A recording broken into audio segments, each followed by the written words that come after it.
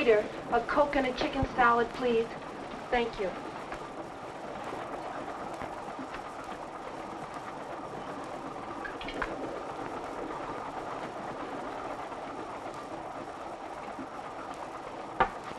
I beg your pardon, have you got the time? 18 minutes past 6. Well, I could have made a guess myself. If it's too much trouble to look at your watch, why don't you say so? I have no need for such contrivances. He guessed correctly. I have 20 after. I'm a little fast.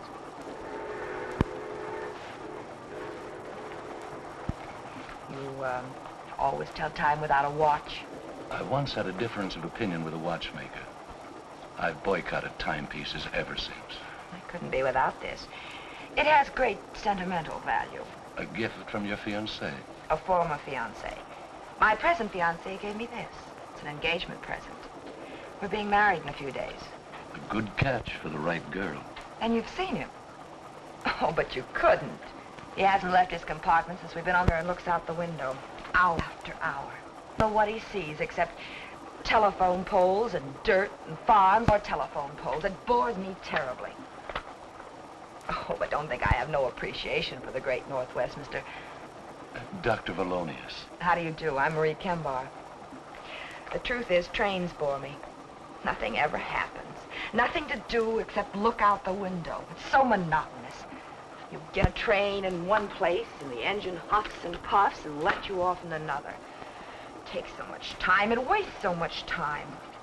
I find the trip particularly exciting. This is the first time I've traveled this route. The first time is always exciting, no matter what one does. We're approaching a curve at high speed. That nail file, the point is sharp. So? You might hurt one of those pretty fingers. Oh!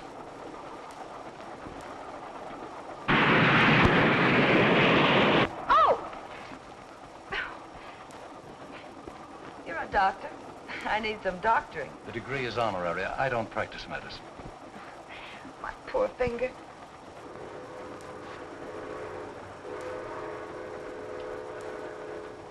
You told me this was the first time you'd been over this route.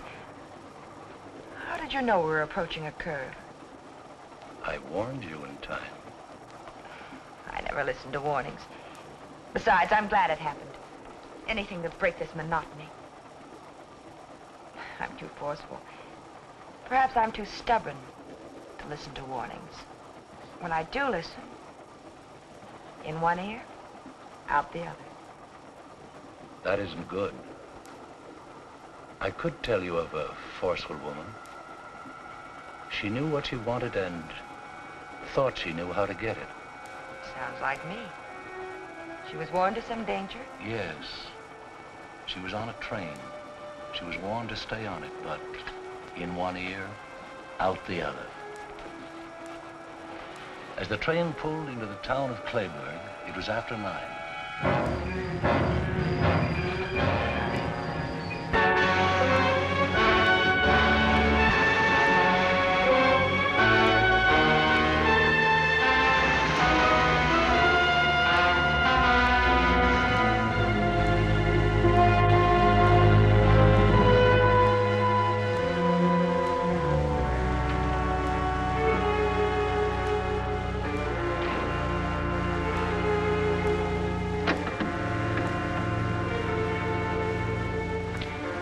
Hey, wake up.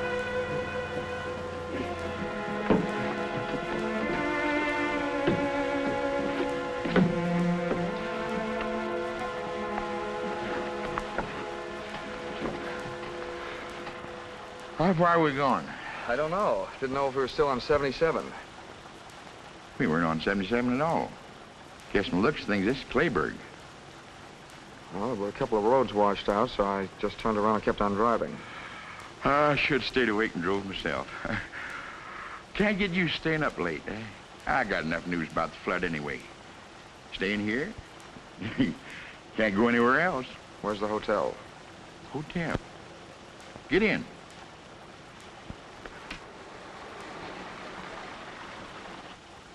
Tell Mrs. Mitchell McPhee sent you. An old friend. Thanks for the lift. Didn't get you very far. You'll get out tomorrow, all right, maybe? Good night. Good night.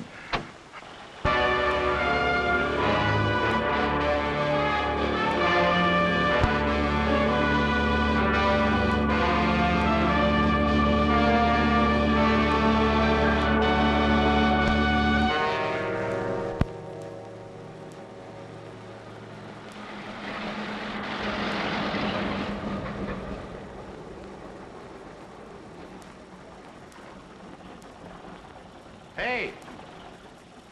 Hey, fella! Bridge washed out up ahead. Can't get through that way. Hop in. Maybe we can get through on 77.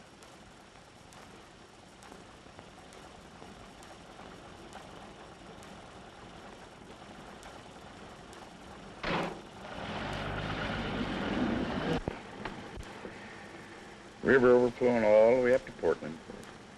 Snow. Mighty pretty in the wintertime. Then comes along the spring thaw and rain. Ain't nothing pretty about that. Going far? Oh, not far. Lucky thing for you, I came along. I had to cover the news about the bridge. Otherwise, I'd have been in bed long before now. Clayburg Bulletin. I'm the reporter, publisher, and editor. One-man organization. McPhee. Dunlap. Dunlap. Dunlap? No, don't know any Dunlaps. Going north? Yeah. Crazy. Lot more snow to melt. Had my way, I'd go south. Yeah, you read a lot about fellas getting picked up at night nowadays. First thing, they knock the driver over the head, take his money, car, away they go. The station was deserted except for a man. He was a man trying to lead a simple, happy life. He found out life was neither simple nor happy. The girl who was warm, made his life complicated, miserable. You can't ditch me like a coward.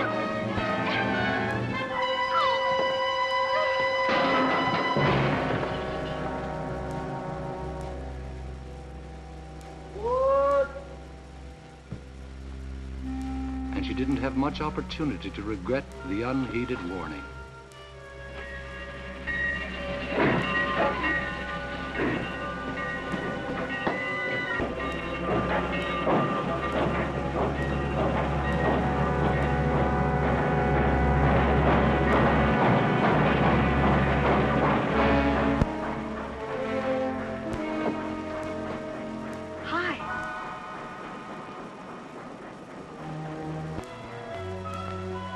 Train, mister? What's the matter? You hurt? They're tied up. Make a tourniquet. Michael?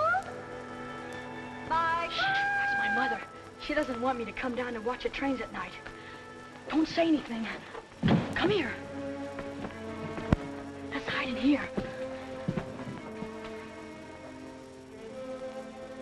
Why'd you put that bundle on the back of the train? The baggage car's for bundles. The back of the train is for people. Michael? I'll fix you.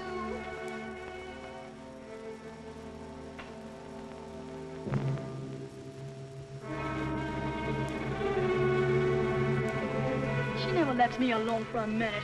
Always worrying something's gonna happen to me. I'm too big to be treated like a baby. She's always telling me how I'm gonna be carried home with a broken something. I bet he does. Sorry I can't help with that tourniquet. Go see Doc off. Bye.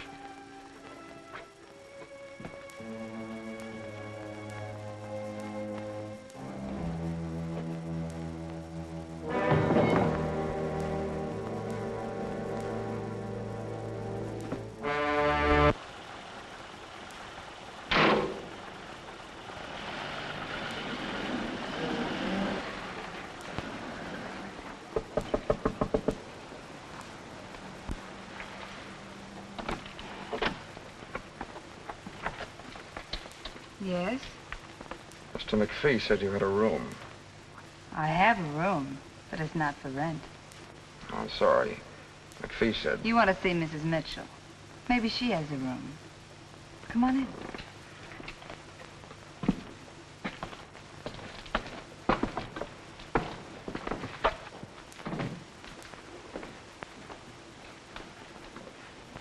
Aunt Thelma! You get washed out by the river? Yeah. This town is washed out any way you look at it. Aunt Thelma, can you come here a minute? I haven't got a cold.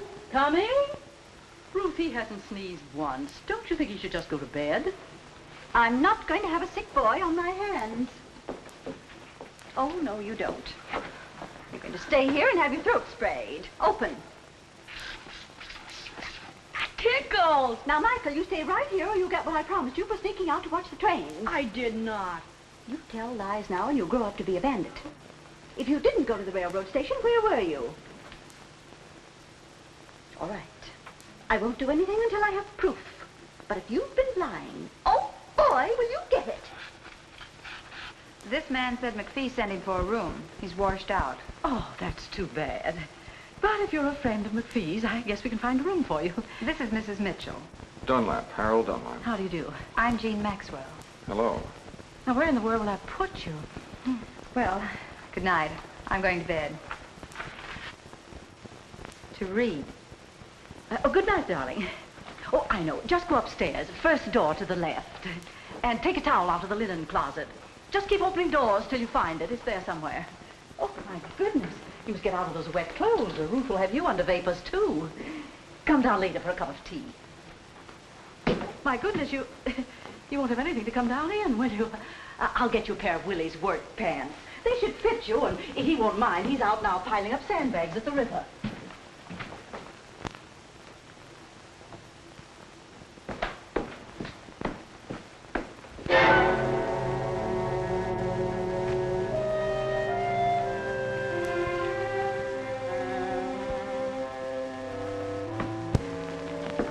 I told you to...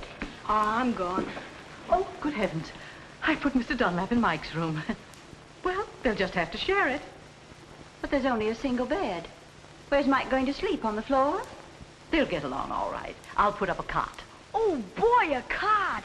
I'll tell Mr. Dunlap. I'll carry the tea. Oh, thank you.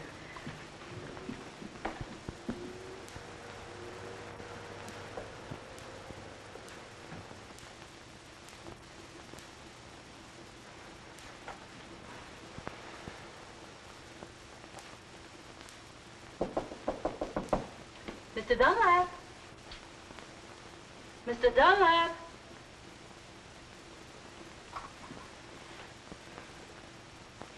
I see someone in there. Mr. Dunlap, I brought some hot tea for you. Thanks very much. But I've changed my mind. But thanks just the same. I've got a terrible headache. I just need some sleep, that's all. Oh, yes, of course. Sleep's good for a headache. Take an aspirin. You'll feel better in the morning.